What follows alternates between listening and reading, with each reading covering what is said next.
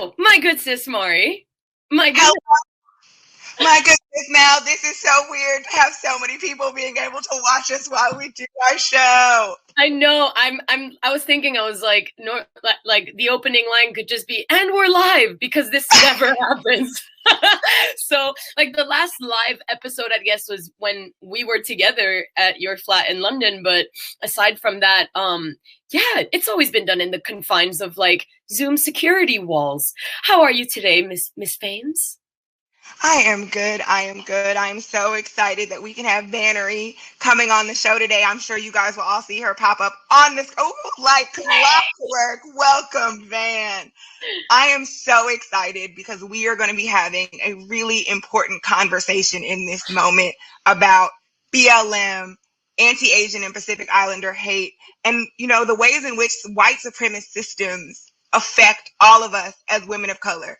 For any of you that are new to the show, Got Melanin is a space where we discuss the issues of women in color, in particular Black women, and the ways in which we are affected by systems of injustice, of racial issues, and a myriad of other things. And so we are really excited to be having this conversation live here with all of you. So the first thing I really want to do is introduce our guest, Vannary.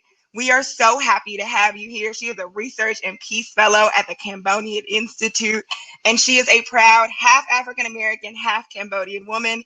And I would be remiss if I didn't start the show the same way I always do and ask you, Vannary, how are you feeling on this fine Wednesday? Yeah, thank you so much, Mari and Mel, for allowing me the opportunity to be a part of this important conversation. The way I'm feeling is I'm just completely honored that you have allowed me to partake in this important event. How are you guys doing today?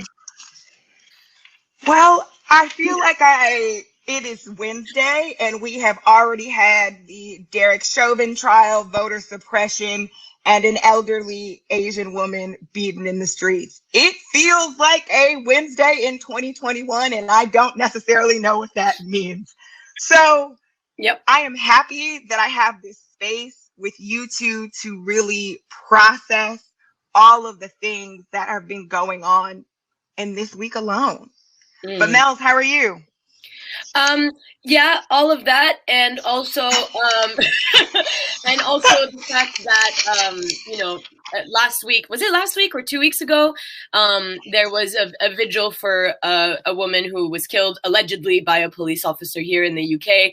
The vigil turned into something that is frankly just like abhorrent in a country such as this that we live in, where women were being manhandled and dragged on the floor, and like, just how do you do that when this is a vigil for someone who just died? But regardless, the report that the Inspectorate of Police was asked to, you know, conduct and do in regards to these events, like, it's coming out. It's not come out in full yet, but also, you know, to add to everything you were saying, Mari, about just a day in 2021, the report basically exonerates the police officers completely and calls everyone armchair critics and says that, like, unless we were there, like, how would we know? And I'm thinking, well, gosh, I don't know.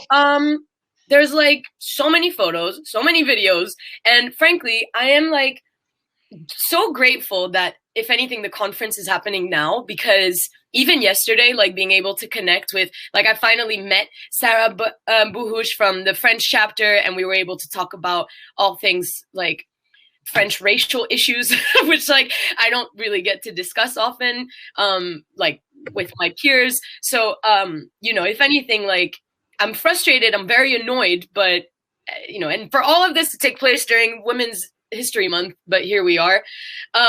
But I am grateful to be here today because we are so lucky to have this space, you know, to be able to just like meet and share and relate, I think is the big thing. Yeah. And I want to dive right in, honestly, with you, Vannary. We have had a myriad of conversations leading up to this moment where we've talked about how you, in this particular moment where we are seeing this call for solidarity between communities, in particular between the Black community and the Asian and Pacific Islander community, you live right in that intersection. And I am really interested in hearing your perspective around what is happening in this moment? And where are you sitting with your own experiences as you're kind of watching this unfold? Yes, Mari, that's definitely a great question. As far as what I've been seeing, I feel like there's two different roads that are being taken in particular. So you, whether it's you're looking on social media or you're looking like outside within the community, and even just what's going on within the policy world. Yeah. I'll just start off with social media first. You see a lot of rhetoric for solidarity. There's a lot of organizations that are coming up, whether they're in LA or New York City or in here in the DMV area. You're starting to see that coalitions where young people are the driving force to this new change. Hey, this is the problem, and we cannot keep passing on this generational mindset that Blackness is a plague to our society, and start looking at the core of the issue, which is white supremacy. So you see a lot of different ways where organizations, they're using hip hop as a forum for creating that, using that soft diplomacy. You're seeing individuals coming together, even just within the Asian community. There's a lot of colorism and a lot of division within the Asian community.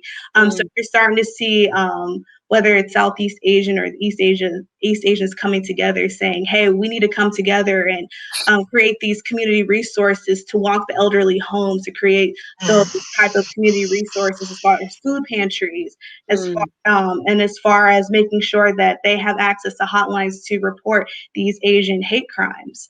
So that's as far as the community aspect. And then there's still a lot of the other arm to it is that you see a lot of rhetoric where anti-Blackness within the Asian community is still being promoted, or where you have white splaining that's going on, where individuals who may have studied abroad in Asia who think they can speak up for our community saying Black people are the problem. But now you're starting to see a lot of, even with TikTokers coming up saying, hey, you're not allowed to speak for us. Our voices and our narratives matter.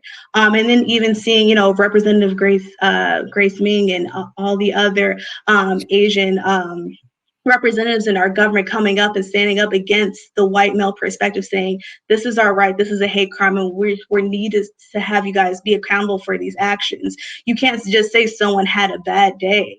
You know, all these people have been dying, and what is being done about it? So there's definitely a lot of room for progress, but a great amount of progress has been made, but there's still, like I said, room for growth. My perspective on kind of where I sit, and just going back to the George Floyd case, and just seeing the video all over social media, it was pretty difficult to see, especially since one of the bystanders was a fellow Southeast Asian. He was indigenous, he was Hmong American, and you know, there's always been this division of, you know, there's always been this division historically, even with the amount of anti-Blackness. So what I've been seeing too, ever since the Black Lives Matter movement, is that there's been a lot of research from academia putting out on social media the coalitions between the Black and communities, whether you're talking about the civil rights movement when you know, Malcolm X, is one of his really good friends was a Japanese American who created the coalition of, you know, Yellow Peril with Black Power, and then going to what happened with the Vietnam War and the Cambodian and Laos Civil War, and how Black Americans have urged for the admission of Khmer and just other Southeast Asians to go to the U.S., especially since the U.S. has took actions on the that happened in Southeast Asia during the 70s. And then look at what happened to the South Asians with the Indian Americans, with Muktananda and his movement on bringing Hinduism to the U.S. and creating those interracial marriages that were prohibited back in the day. So you have all this history that was being resurfaced through the Black Lives Matter movement, and then seeing how even a lot of Asian organizations were creating these talk tracks of how to speak in our native languages on why supporting Black Lives Matter is important and what's going on, because a lot of times, because of the digital divide, the elders or individuals that may not have access to the internet may not be aware of what's going on and why it relates to them. And I think from a global perspective, at the start of COVID-19, something else that wasn't really really talked about here in the US because maybe we had our own issues, but we saw a lot of African students in China being kicked out of COVID-19. Yep. And what's interesting is a lot from like a global perspective, the spotlight was turned on to the US because of all of our issues and all of our faults, when in fact that this is a global problem. Globally, even like what Mel stated, even in Europe, you see a lot of those of African descent being mistreated, and especially by the Chinese with their commitment to the Belt and Road Initiative as well within Africa. So you started to see that narrative come to form. But I think that now everyone's starting to shed a light, because this is literally affecting all of us, especially as us as up and coming young professionals of African descent. We're starting to get these opportunities, and now it's starting to affect like larger corporations in a financial capacity. So this is just kind of where I stand on it.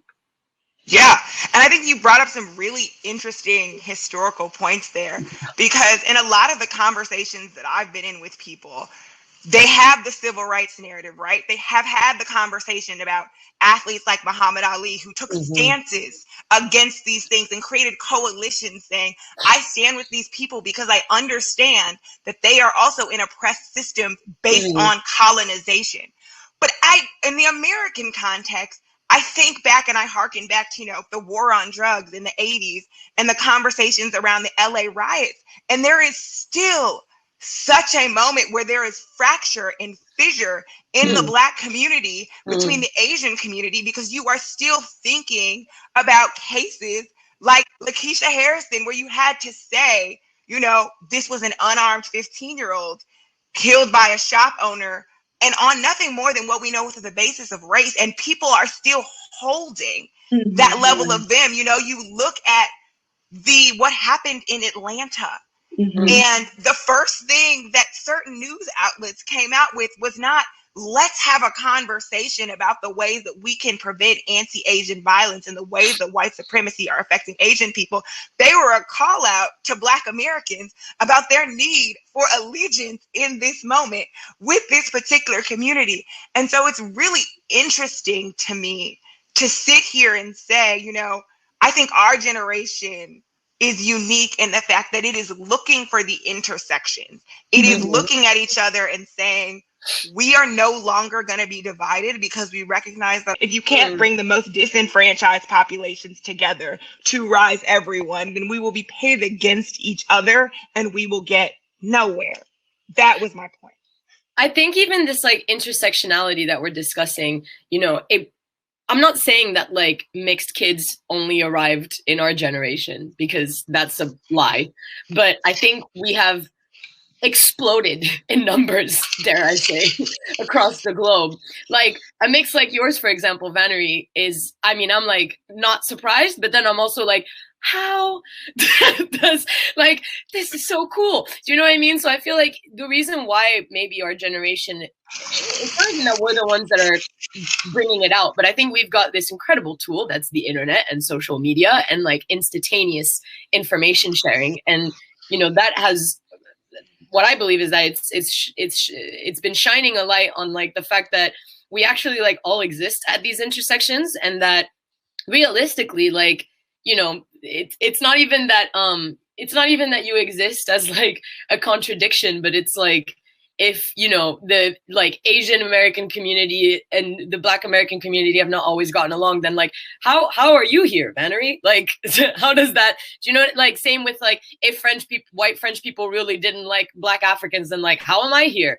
Like this kind of thing. And so I feel like it's now the point where it's like, actually, what is this rhetoric about, this demographic or like this group all being this one thing, when you probably know someone that like belongs to that group in one way, shape, or form, and actually contradicts the very narrative that's being fed to you, or that's been fed to you, I guess, for ages. But yeah, that's just my thoughts on this. Because I moved to the UK and I was like, there's so many mixed kids here. It's crazy. Yeah, and I definitely wanted to kind of like elaborate on that too, because I was raised in the state that birthed the Ku Klux Klan. So being from Indiana, and then even just being raised in Indianapolis was definitely an experience. But because I was actually born in California, but my dad ended up getting a job, so I had to move where the money goes. But but yeah, I just remember growing up and having, my mom always taught me to be proud of being Khmer. Always taught me about, how much she sacrificed coming to the U.S. or just my entire family. And then, like I said, growing up, I think I had the privilege of my grandfather working for the Cambodian government. So learning about foreign policy at a very early age. But I think what's really important too is that the internet, even though there's an access of information, but teaching what does disinformation look like? Because when I was growing up and telling people that I was Cambodian, the response I would get was, oh, that's not a real country.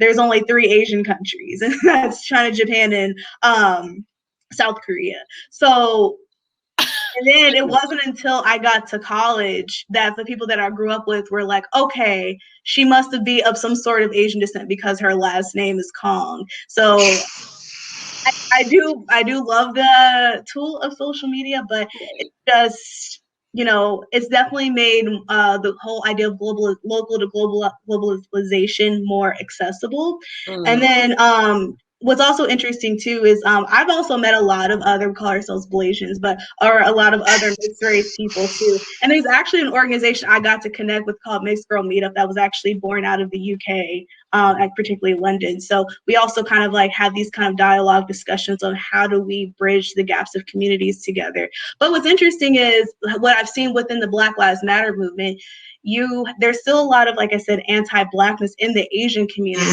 but a lot of times our voices as Afro-Asians get suppressed. And the stereotypes of us with our darker skin, or maybe our hair has like a little bit of kink to it, is that we're not as smart as the Asians of Chinese descent. And this was even also a little bit of my experience in when I went to Asia, when I went to Japan, and but not really in Cambodia.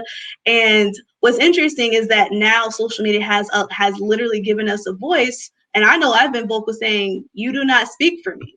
Your Asian experience and my Asian experience are completely different. How about asking a Black person in the Asian community, what's your experience like? Because we're going to be more affected than someone that may or may not have those direct roots. And then a lot of times too, I've also seen the rhetoric like, I'm not racist, I have a Black kid, so this is why I get to be the leader of the Asian community. And so my answer to them says, well, a lot of slave owners had mixed race children. A lot of Ku Klux Klan members, their daughters or their sons may have Black children. So, we're not a tool. Our voices matter and our stories matter. And where do you think that we sit? Because that type of rhetoric doesn't like allow you to not fit into the whole idea of white supremacy. So whenever someone says that, I always recommend to them, have you read the book Hood Feminism? Have you read stories about why it's so much hard for women of color to advance in society, why our resources are being taken away from us and not given to us, and why we're not allowed the same opportunities, and why in the global context of feminism, our voices get drowned out compared to competing narratives. Well, that's like Mel and I think, talk on this every single episode without fail. And it is this really, I don't find it complex anymore, but I feel like the more people that enter the conversation, it's flustering into its own thing. Whoa. But the real conversation we get into is this notion of, as people come into movements, in particular, the Black Lives Matter movement, this conversation about allyship. And what does allyship look like? And I believe it was Pastor Moss on our season finale last semester that said, I don't want allies, I want accomplices. And that is a notion that I take with me everywhere. Allies can pull out of a treaty. They can work on this when it's convenient. You can post a black square. You can say, stop AAPI. You can do all of these things in these spaces to look good, to create a space that creates an image that says, I am good. I align myself with these people. But in reality, when I'm getting into conversations with you on these issues, when I'm explaining how I live in the intersections as a Black woman. When I'm explaining how my freedom is linked to your freedom, you are realizing that you have to relinquish a level of power that you are not accustomed to. And then we're in a clash, right? Then my freedom, my life, it is not the same conversation. You're not ready to have that.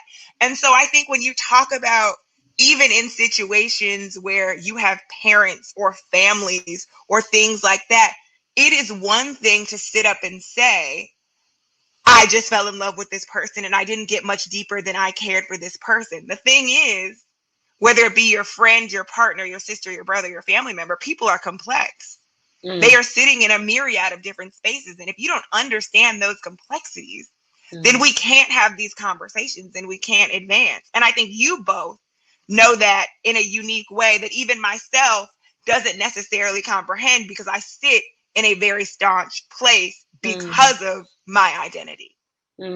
Yeah, I think it's been quite, I don't know about you, Vannary, but like the revival of BLM over the summer, just like it became this huge, it's not even an opener. Like, I don't even know how to, it was the starter, the opener, the main course, the dessert, like the after dinner liqueur, like the whole of it. Like it was just the whole buffet.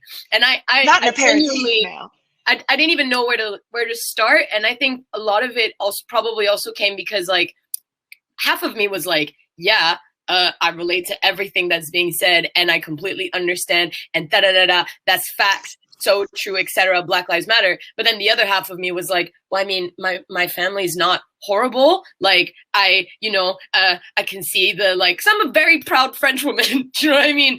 So yeah. I see like my history and I'm also like, and it's this, and I think that's why, like, you know, when Mari, you talk about people understanding each other's complexities, like, I think that's where the misunderstandings happen because, you know, I think my friends and my family assumed that I was just going to be on the like, nope, I'm black, and that's like what I'm doing today. And you know what I mean? But I was like, no, like I am truly battling a fight, you know, inside of me to understand like how I feel, like what is my position. And so I think that like even within ourselves, like we don't recognize that like there might be that cognitive dissonance. And so if we don't recognize it ourselves, like how do we not even expect, but it's like it would be hard from an outside perspective to then also try and understand that. But no, I mean, yeah. third culture kids, yay, it's fine. You know, and I think that's also an important topic that and I definitely wanted to touch upon too, because I know personally for my family, I definitely have a couple of uncles that married Caucasian women, and some of the rhetoric that I've heard from them was saying like, oh, such and such deserved to die because he was resisting police, but it was because they were feeding into that disinformation instead of doing their valuable research. And then even just hearing my mother stand up to them saying, no, this is a fact, and like just going like hard for Black Lives Matter. So I thought that was also really powerful, but something that I've personally been facing too, that you mentioned, Mel, was I was on a different podcast that was based out in Southeast Asia, and the other guest was Indonesian, but she was of Chinese descent. And kind of what I talked about a little bit earlier with kind of about with the colorism. And I brought up the one drop rule, saying, you know, in Western countries, I am Black. I know I'm Black. Right. But when I go to Southeast Asia, particularly Cambodia, the one drop rule is completely out the window. They're like, no, if you have one parent that's Cambodian, you're Cambodian, that's it. So it was a little bit interesting to like kind of hear that perspective. But the other thing, too, is I remember being on this podcast and I brought the one drop rule, and the other guest speaker said, as an actual Asian. Right. And so I already knew how to respond to it. And so I remember saying, well, because the topic was about feminism, because it was International Women's Month, or it was focused on International Women's Day. And so I remember saying, well, you know, something else that I haven't really heard feminism talk about unless they were you know, a Black woman, was talking about colorism. And I also mentioned, I said, you know, when you look at Africa and Asia, what is the #1 selling product in these regions? It's skin bleaching creams. And I said, I straight up said, I'm tired of Asian women discrediting brown Asian women. Those are Chinese, making us feel that because the amount of melanin that's in our skin, when it's God given, which is natural through our genetic coding. And you have people that can't have access to education or any of the United Nations sustainability SDGs because of what they look like. And that's not right. If we're truly going to talk about feminism, everyone needs to have access to what they're entitled to as a person. And so I remember then from there, the topic of the conversation changed. And I remember having to be, and I kind of gotten tired of kind of having to be the one to educate people and to clap back. But you know, that's also the beauty about these types of spaces, is because we're our ancestors' wildest dreams, where we can bring that into a future. There's another conversation that I had where an individual said, like, oh, you look more, you know, me Kamau, you look more black than you do Khmer. And so I kind of switched it back on him. I said, oh, you must never been to Cambodia, which is, for most Cambodians, that's like the ultimate disrespect. So I said, oh, you must never been to Cambodia. If you go to see for the true Khmers, the true Angkarians are brown. We're right on the equator. And so it kind of switched too, because they're used to seeing people in positions of power looking closely assimilated to Chinese. Whereas people that look like me, they're not used to seeing. So when I did G20 and G7, they're like, oh, you're Asian, this is your last name, but how is this your last name? You have to be related to Confucius. And I have to explain the concept of, you know, China was not in one place. You know, having to give a whole history lesson. And it does get exhausting, even within your family members. But that's something that I had to learn how to take a step back and give myself more of those self-care days, because it does get exhausting, you know, advancing our narrative in these spaces. Yeah, it's an interesting. I'm so glad you brought up the emphasis of colorism, because even as we've talked about on so many episodes, it is that space, even in all of these movements, whose voice gets elevated, who is considered appropriate, who is amenable enough for the mass population to be able to advance and forward the narrative of these causes. And you're exactly right. That issue is not unique to the African diaspora. It is unique to all people that were colonized by Western white countries. It is this ideology that for so long you were taught that whiteness and purity was what you were aspiring to. So when you were a dark-skinned Asian woman, when you are a dark-skinned Black woman, you are more angry, you are more masculine, you are more powerful, but not in a positive way. And so these points in which, you know, we have to figure out how to make ourselves more feminine, make ourselves more appealing.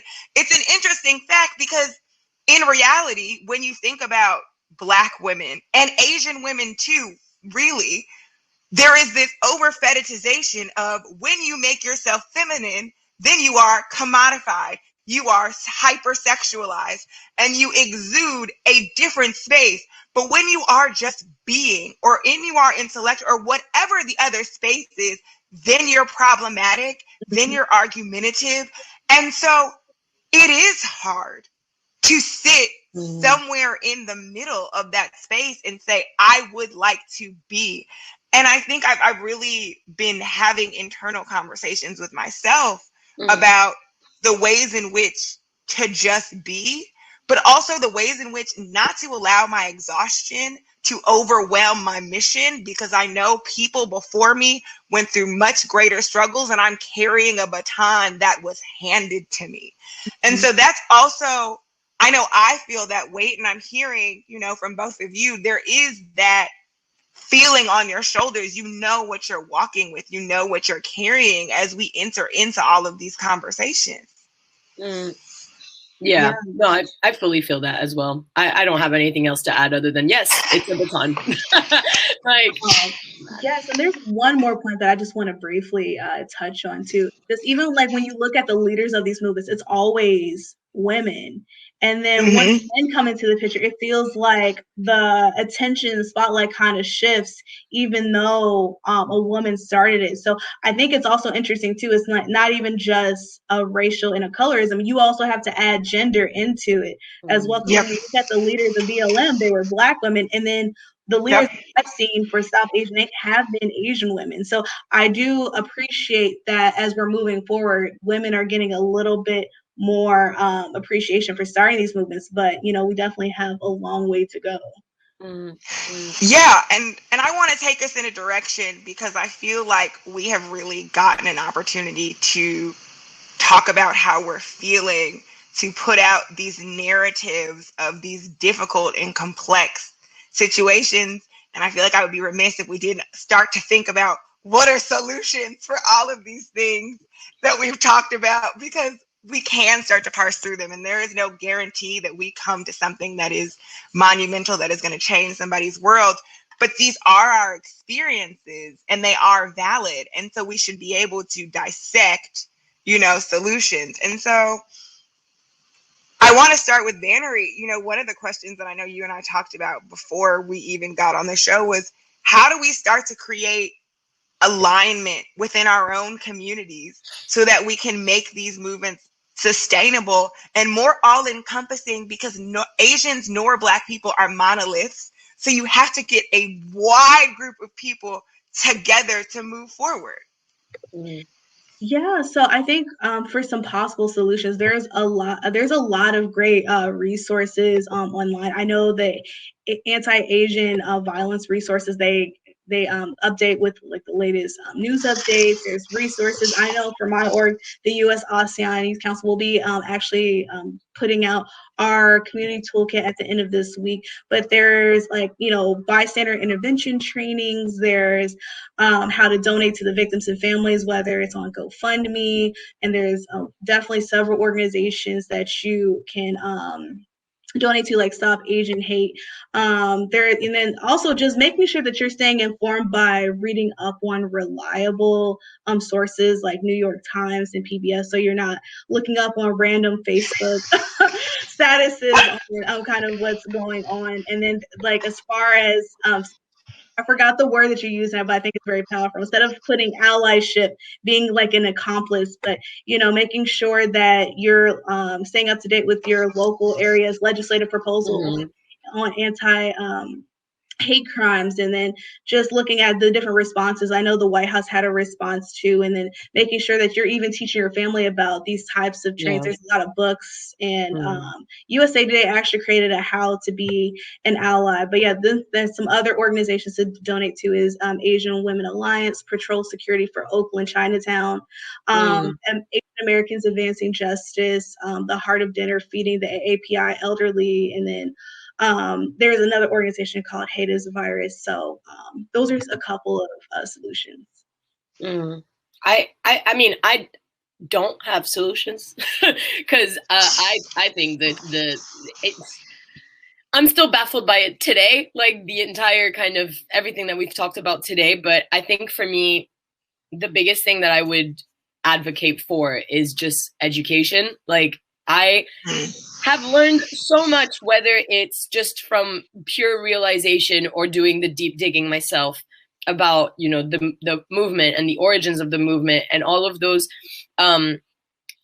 links that exist within like every kind of narrative that's built around the world, right? Whether it's in South America or whether it's in Asia or in Africa or anywhere really.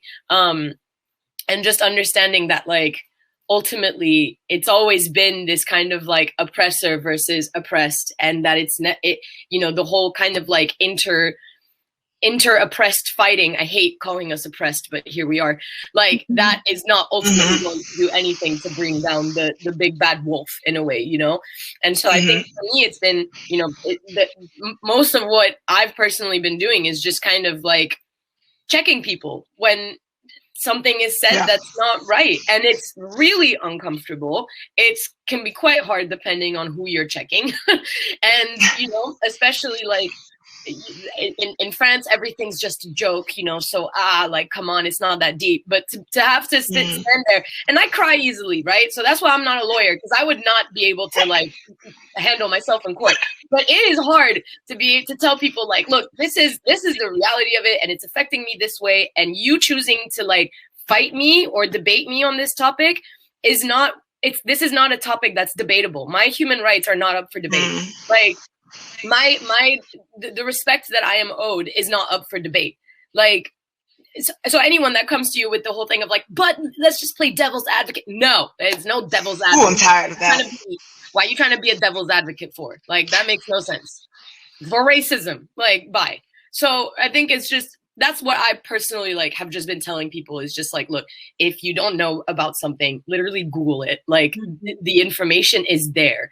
Like, don't go on no weird ass page. Like, just go on Wikipedia. Like, that's where you can go find out what you need. And then we can come and discuss this. And then we can have a conversation. But like, the idea of just let it go. Let what go? Like, no, that is not ever going to be up for debate. And I think that's the biggest lesson that I've taken from all of this is that like, we're not going to get by. And also it's something I'm still learning to this day, but we're not going to win or we're not going to keep fighting if we try to accommodate everyone and be polite, because no one's been polite in their racism. So here we are. And yeah, it's to realize like, you know what, actually, if something doesn't sit right with me, then I'm going to call it out and I'm going to engage in this. And that might change someone's mind and perspective.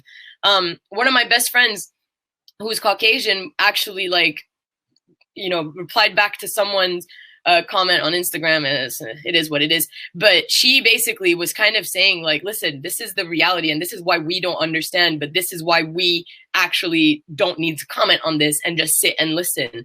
And she texted me and she was like, oh my God, I'm freaking out. And I was like, no, you did like the perfect thing, because this is what you're supposed to do. Like, this is how you support me. This is how you support all of the people in your life that are like me. Right. And ultimately the guy ended up being like, oh, right. Yeah. Okay. Yeah. Thanks. Awesome. Da-da-da. Like, it actually was a teaching moment for someone. And I was like, that's what needs to happen. I'm done being the one with the microphone going, respect me. Like, I shouldn't have to be doing that for the rest of my life. Like, we shouldn't have to be doing that for the rest of our lives. And it gets very draining having to do that all the time. So I'm definitely happy that we both have, or everyone just kind of has someone that can, you know, take the mic and just advocate for us too, and like holding everyone accountable when they say something wrong. Because I know I personally don't let someone off the hook too easily, especially if they know what they're doing is wrong. Because I always like to put them on the spot. There was a time when I was trying to network to get an internship here in the DMV, but for good reason, it didn't end up panning through. But the person said, what is your even experience with Asia? Why are you studying Asia? So my typical response was, you know, I say, well, I am Asian. My dad just happens to be Black, so that makes me both. Is that a problem? And, you know, they typically don't know what to say with something like that. But I always try to put the spotlight back on them. Like, why do you feel comfortable saying this to me? What in your past lets you know that you can think that you can have this level of power and that you can inflict this pain on me and not think that I'm going to bring it back to you?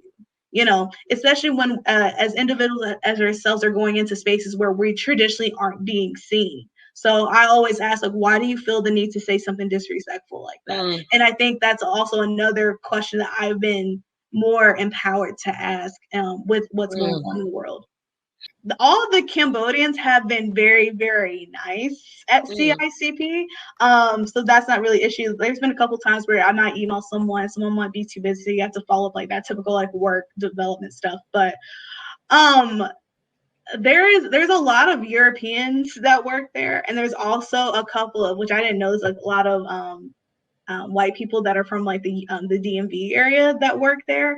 And so sometimes they try to say, I'm more Khmer than you because I lived in Cambodia for 20 years.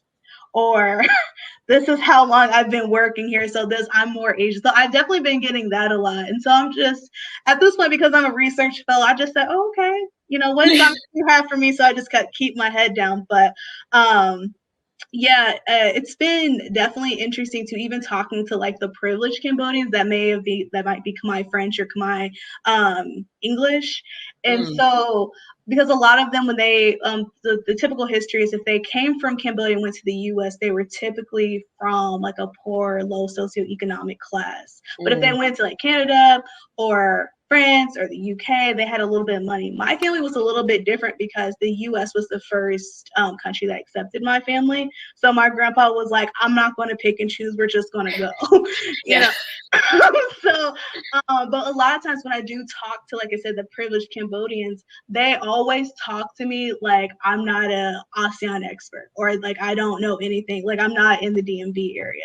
So a lot of times I have to clap back even at my own people saying, well, I started the US-ASEAN Youth Council. What are you doing for our people? Kind of bringing it back to them. So now they kind of feel bad. So now they're all trying to like get back in good. But once you say something crazy to me, I'm just kind of like, I'm going to say hello and keep it moving. But that's pretty much been my experience so far, kind of like working in the community. Cool. Yeah. That's lit. Sorry, guys. Live events, super fun. Love it.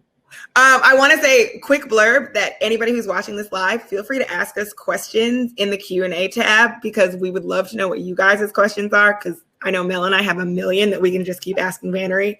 But I also want to make sure, since we never get to talk to our viewers, that we give you guys an opportunity to ask us questions as well. Going back to the earlier point that I feel like I was about to make. Yes. I was really about to come with the fire. I was ready. The point that you were both making about where you were in terms of how you were reacting to people, it really harkens back to, I was on my Peloton this morning. Everybody knows how much I love to work out. And the instructor was talking about empathy. And she was talking about, in this moment, it is so much more important that you take a moment to listen to the people that are speaking. It is so much more important that you say something wrong than you say nothing at all, because what you realize is your silence is more harmful to people sometimes than you just naturally saying the wrong thing. And I think that's something that, as we talk about creating community and creating allegiance between, you know, the Black community and the Asian community, and the ways in which we, not just in the US, but across the globe, can fight against, you know, the capital W West and white supremacy, is we need to listen to the issues of each other and not invalidate them by stereotypes that or preconceived notions that we already have from a myriad of different experiences. And I think now people are starting to have real conversations to say, you know, my issues are your issues, in the sense that we are all beholden to this overarching power structure that we didn't necessarily have conversations about, you know, 10, 20 years ago. I think they were conversations that were happening in silos, but were not happening as a large mass. And I think we have a unique opportunity and a unique voice where we can start to find those intersections, where we can say things like, this narrative of white supremacy is what's created the fact that you believe that you should be calling a George Floyd trial when it should be called a Derek Chauvin trial, right? Why you can say things like, and fetishize Asian women and say somebody was just having a bad day when they shot up 8 people intentionally. That is a hate crime, right? And you allow for that level of privilege to occur. And so I think there is a space where we have to find ourselves and find our voices and be comfortable with being uncomfortable. That means people like myself who are full Black, who are hardcore BLM, wherever we are sitting, we have to say, I align myself with these issues because your issues are my issues, because our larger issue is this structure of white supremacy. I couldn't agree more. I would actually love to see Black influencers, not just female, but like male and female in the UK, no longer take sponsorships from like Boohoo and Pretty Little Thing and stuff like that. I agree with you. Because it baffles me how, like, 1 minute, obviously, and again, I mean, you know, it is what it is. They live their lives. I'm just side chair commentary guy. But like, I don't understand how you can, you know, 1 minute talk about female empowerment. Yes, happy International Women's Day, while you're wearing something that was literally made in essentially a sweatshop, even in the UK. Like, I'm not even talking about Bangladeshi, like, factories. But like, even here, like in Leicester, there's a report that came out last year, the BBC. There are women that are like mostly brown, that are like not forced, but like, yeah, they have no choice but to work at these factories. They're being paid wages that are way smaller than like what they should normally be paid. And you know, that is the one, their factories were still open when we were in lockdown last year. So that's one of those things where I'm like, we know that this fast fashion industry, for example, is one of these ways that we can, you know, show our support for our sisters abroad, our brothers abroad, in that sense. The same way that, like, if you had people in Palestine that were going Black Lives Matter, like, why can't we then be here and boycott these kinds of like massive fast fashion industries that are so unapologetically like don't care about the fact that they know that they're breaking laws? Like, that is what just baffles me, like, every single time. But that's just my 2 cents. But yeah, that's one thing I'd love to see, for example. Yeah, and one of the other things I also wanted to touch on too is that for a lot of Asian immigrants that come, whether to any of the Western countries, I know when my grandpa came to the US, he mentioned that in the immigration office, they literally told him in his interview, don't associate with Black people, they're bad. You know, so it even starts early when they even came to the US. So by the time my mom brought my dad home, you know, obviously he warmed up because I'm here, but you know, but even just starting that early, like, who are we putting in government where, or in these like entities where people are trying to register to even be a U.S. citizen, or in any of the other countries that are letting them know the social rules, because that one little like tidbit can really impact on how a person views a race. And it doesn't take until way later on for the next younger generation to say, Grandpa, this isn't right. And you know, I know in the Asian community, you can't really go against the elders like that, because I know I had a few tough conversations about that as well. But that's one. And then the power of the power of economics and the power of the Black dollar is so huge. One of the things that I would like to see more is seeing like the government agencies like the SBA, the Chamber of Commerce, giving these resources to the small and medium-sized enterprises. Because you hear G20 and G7 talk about, oh, we want to see the SMEs compete in the global markets. But, you know, when I go to Khmer New Year, our New Year's actually in April, so it's actually coming up. But when I go to a lot of our local festivals, you know, you see all these SMEs that are ran by the elderly, and you hear all these initiatives about giving technology to these elderly ran businesses. And I'm like, what are we doing?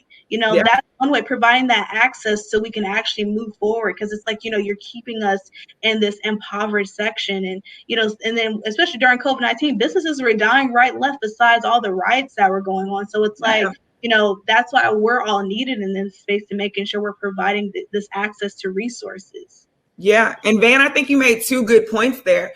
I don't think your grandpa was unique in being told that narrative about don't associate with Blacks. Because even when I think about conversations that I've had, I grew up in Chicago. It is one of the most segregated cities in the United States of America.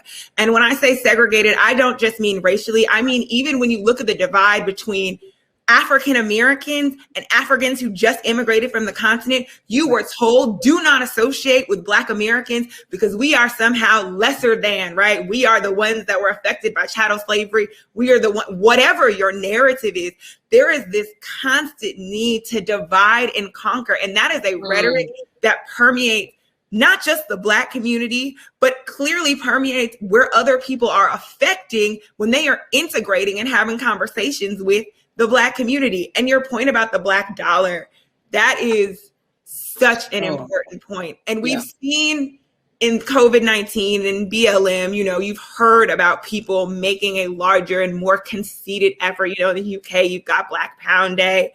In the US, you're seeing larger Black businesses or smaller Black businesses get larger platforms because people are now, you know, utilizing them on social media, et cetera, et cetera.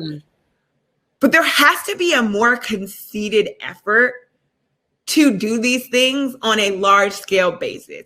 Not just because right now it's hot and it's trendy and we're loving this like moment where we're giving in, but because we really are invested in community, in building community and giving access to people. And that's where we will actually see a shift and a change, and not just in socioeconomics, but in cultural clout and in the ways in which we're able to have these conversations.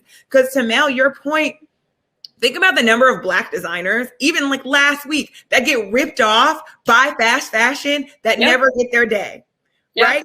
And so then you feel like the only way for you to get your coin is by you succumbing to working with these brands, because if they're going to rip you off, you may as well join them, because there's no other way for you to get money.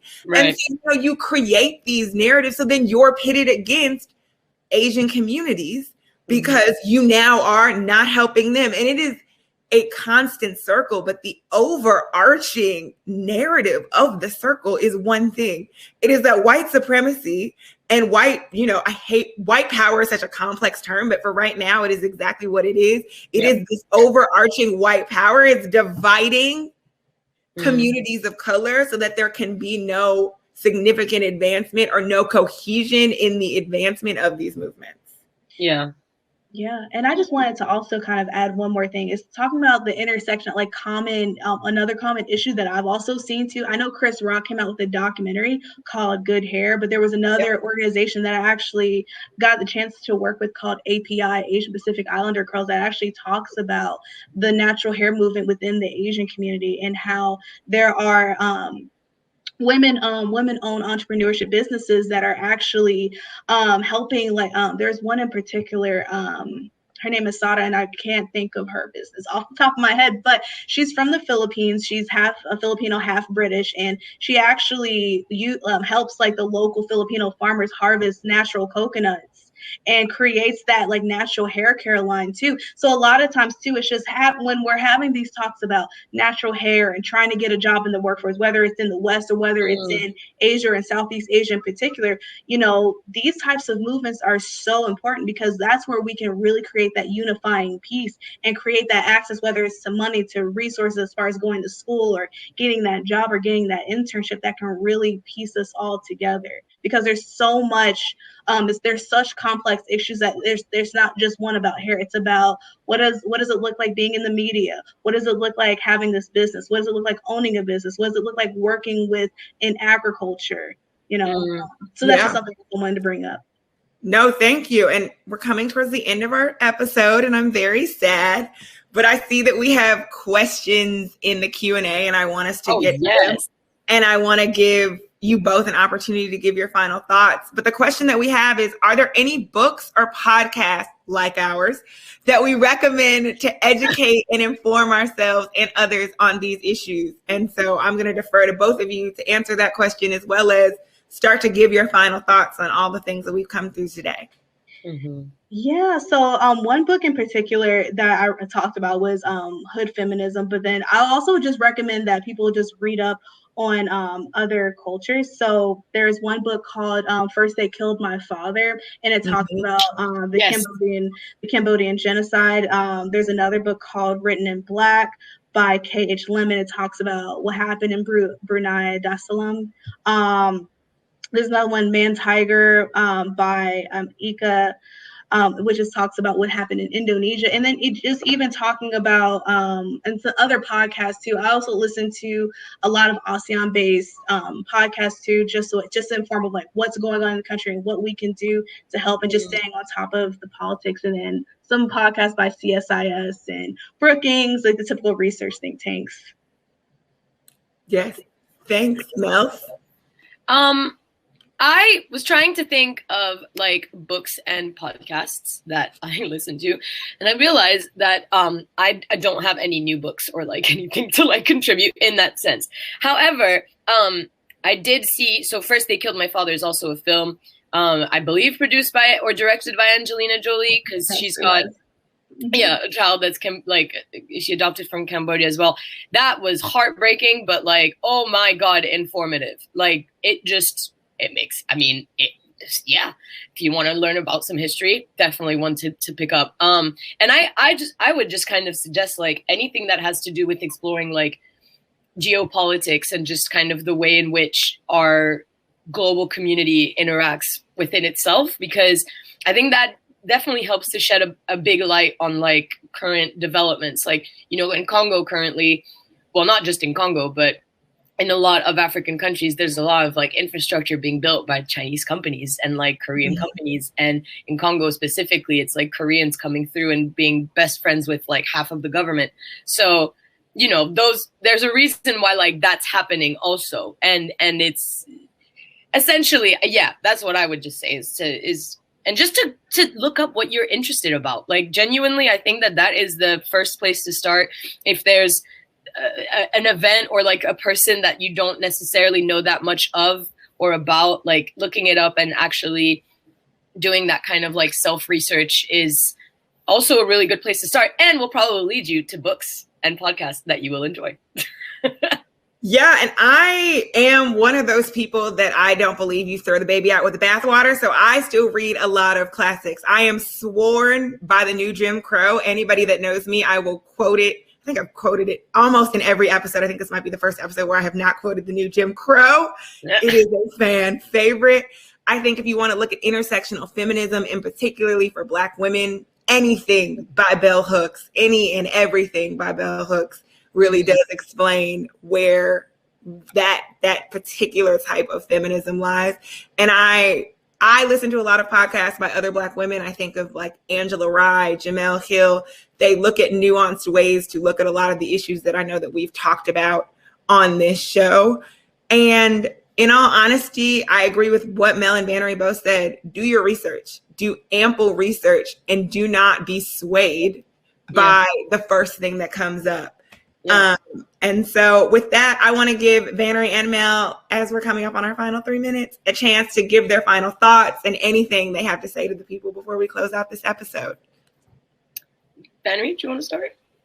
Sure. So yeah, I definitely agree with everything that we discussed, Mari and Mel, that, you know, do ample research, and then also whatever resources you see, bring it back to the community. If you know someone that's starting a business, you know, send them the link to apply for a loan or apply for a grant so they can get their LLC license. Send them workshops. There's so many events that would impact one life or just an entire community. And all you have to do is just share that resource. And like I said, also always look for unity, always help each other out, and always don't be afraid to stand up whenever you see something that's not right. Yeah, I could not agree more. Solidarity, empathy, so many words that just come to mind in terms of like final thoughts.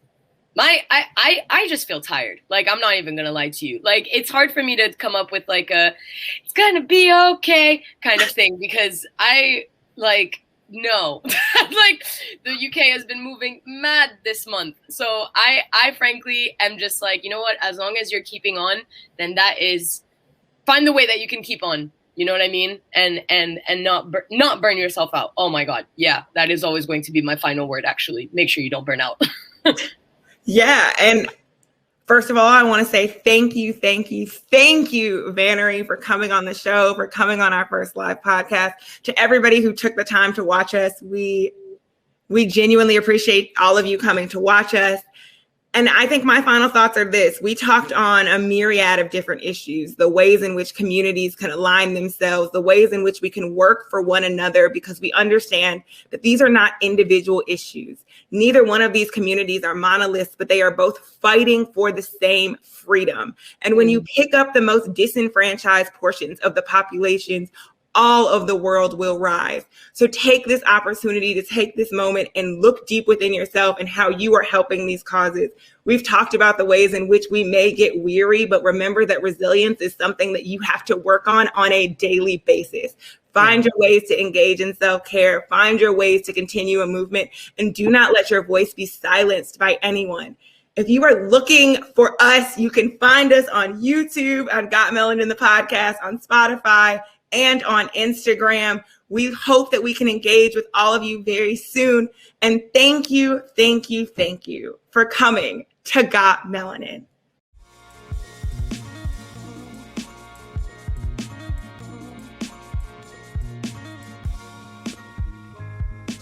Everybody gather